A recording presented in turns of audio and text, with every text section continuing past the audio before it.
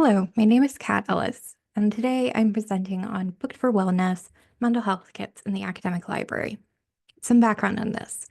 So, ever since the beginning of the COVID-19 pandemic in 2020, there's been an increase in mental health disorders and mental distress in young adults, especially college students.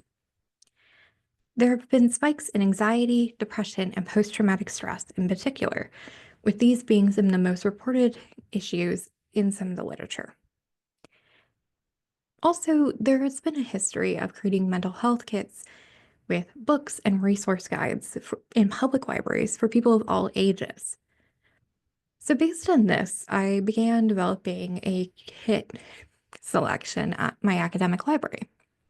To do this, I collaborated with student health services and counseling and psychological services to develop the topics and curate resources. Historically, mental health has been dominated by white men, leaving out the voices, experiences, and mental health needs of women, Black, Indigenous people of color, LGBTQ plus people, and those living at the intersections of these various identities.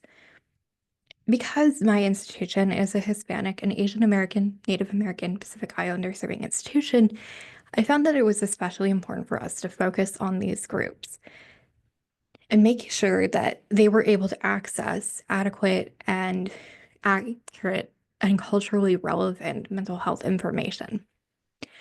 To do this, the books selected for these kits were specially chosen to focus on these needs.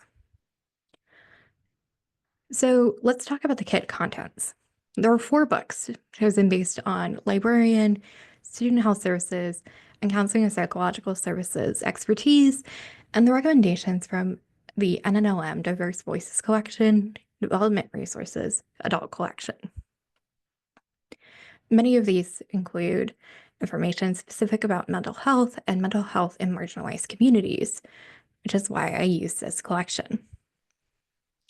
Additionally, they included fidget toys, such as fidget spinners and poppets. I also included handouts on the topic with guides to various information sources, such as the NLM website, Medline Plus, as well as the CDC NIH websites. This resource guide also linked to the LibGuide that I created for this. If you're interested in viewing the LibGuide, you can use this QR code to scan it to learn more. So let's discuss the results. These launched in November 2024, and as you can see, the kits were checked out at a pretty high rate. However, over time, they dwindled to pretty much none, which does suggest that they had a brief, surge in popularity at the beginning, but things ended. LibGuide views remained relatively stable, but there was a definite spike after a campus-wide news story about them hit, which linked to the LibGuide. This does suggest that students are interested in these topics, but that it may be difficult for them to access these. So I do believe that these are a needed resource in our community. However, I believe that the circulation desk, which is where they are located, is acting as a barrier to access them. People may feel that may feel stigma and may not feel comfortable asking for them, especially with asking other students, some of whom they may know. To change this, I plan to create a small collection of consumer health books with accompanying resource guides.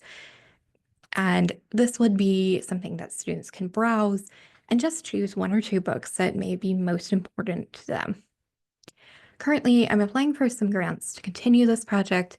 However, the current federal funding landscape has been making this more difficult. So I'm not sure where it will go from here.